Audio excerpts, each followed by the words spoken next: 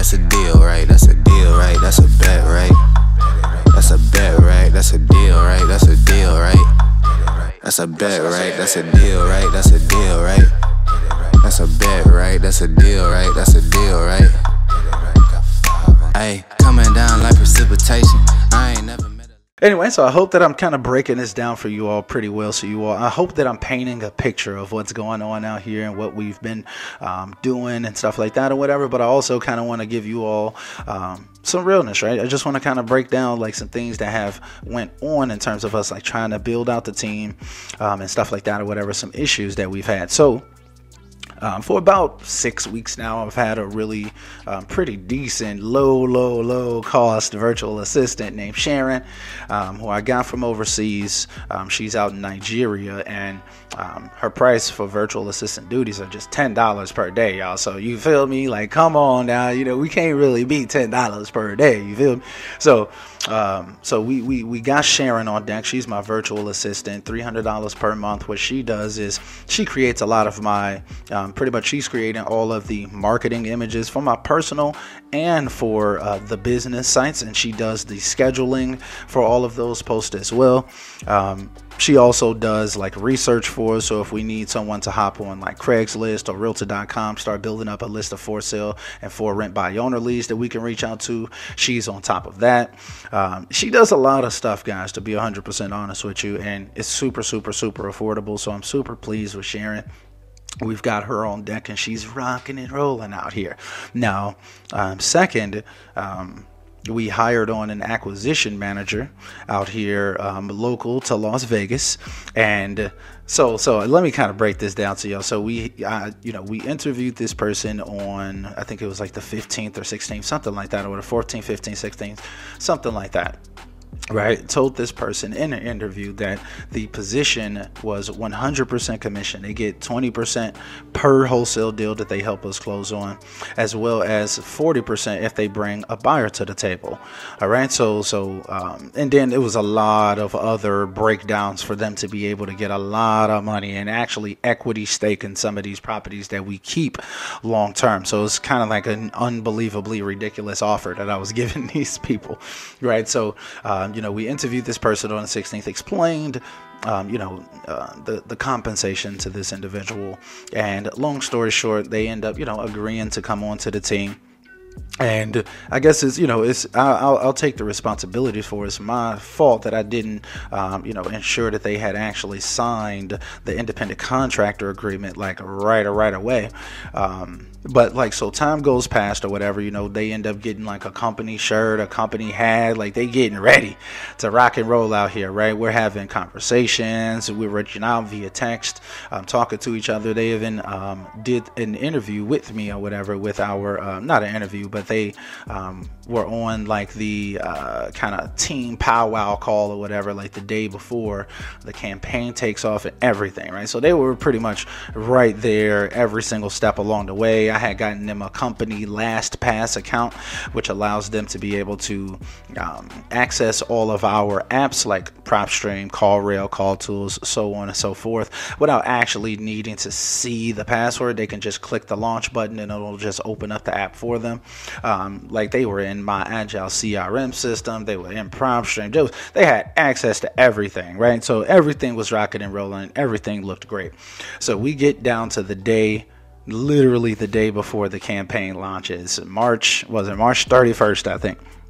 Right? Tell me why this person reaches out via email or whatever, and it's like, hey Ed, this is like earlier in the day we was just having like this team powwow and everything. They was asking great questions and like everything just seemed so great, right? Later on in the day, this individual reaches out via email like, yeah Ed, like long story short, pretty much saying like, hey, I feel like I should be an employee, pretty much. Like they were essentially asking to be an employee, despite the fact that I gave them an equity stake at the table. And to be honest, like, it was the day before the campaign launched and whatnot, and then they had the nerve to be asking for $20 per hour plus commission and stuff. After we had an entire conversation about compensation multiple times, throughout the process of the onboarding and whatnot. So Man, that blew me. I'm not even gonna lie. Like, that really, really threw me off. Long story short, I had to pretty much tell him that to kick rocks, pretty much, whatever. Unfortunately, he seemed like a really great guy or whatever, but, after years of being an entrepreneur, I realized that I could never go back to working for someone, right? Under any circumstances. I personally couldn't. And I know that obviously I'm not everyone. This entrepreneur life is not for everyone, but for me, it's like, my acquisition managers, I need them to be leaders, to be bosses, to be, in that position where they're hungry. And I feel like you can't be hungry and be comfortable at the same time. I'm not going to start someone off with a $20 an hour salary plus commission, and I don't even know what this person is capable of. It's just not going to work. I've never hired on acquisition managers like that, like with a base pay plus commission, without knowing for sure that they can actually get the job done.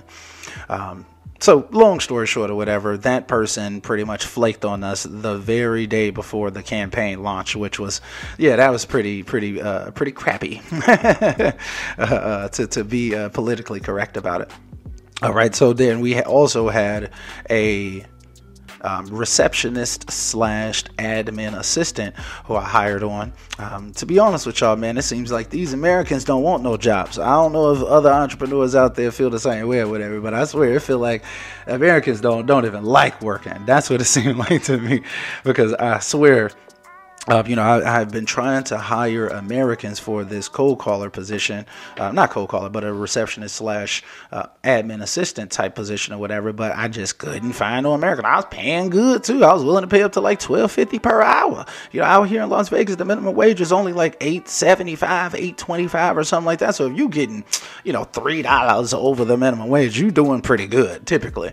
But in general though, I was putting out some ads on Indeed or whatever, and I had some sponsor post on there and whatnot, and long story short, this person reaches out to me from the Philippines. Like, they actually applied for the position on Indeed, and then they end up sending me an email. It's a person from the Philippines. They send me like some MP3 files, a resume, super professional. I'm like, damn, look, this is a hungry person right here. This is the type of person that I want on my team.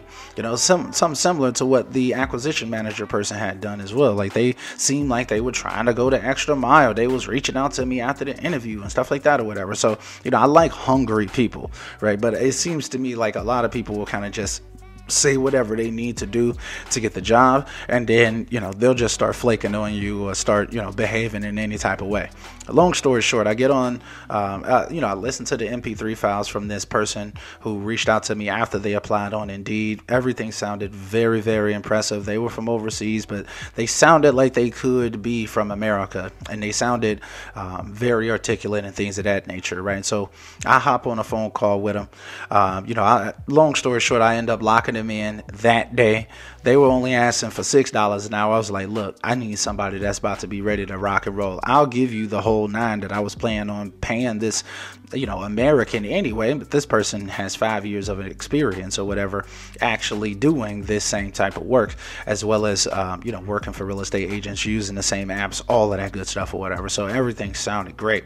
I brought them on, paid them an advance deposit even, to kind of lock them in or whatever.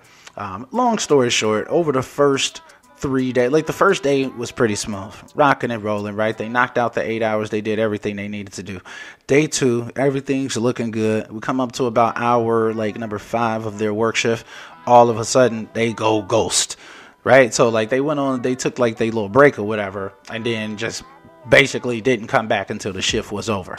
They're like, oh, I'm so sorry, I've heard it a million times, as y'all can imagine or whatever. I'm like, all right, but mistakes do happen, right? I'm like, all right, let's just make sure that we hit the ground running tomorrow or whatever. I was stern on them. I made sure that I let them know that, look, I need you here, otherwise I can't pay you if you're not here, so on and so forth. So next day comes, right?